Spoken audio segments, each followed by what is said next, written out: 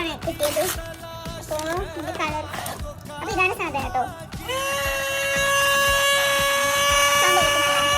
ഒരു Ferrero റോച്ചറിൻ്റെ മുട്ടൈൻ്റെ packet പൊട്ടിച്ചിട്ടില്ല. പിന്നെ ഒരു ടൊബ്ലറോൺ,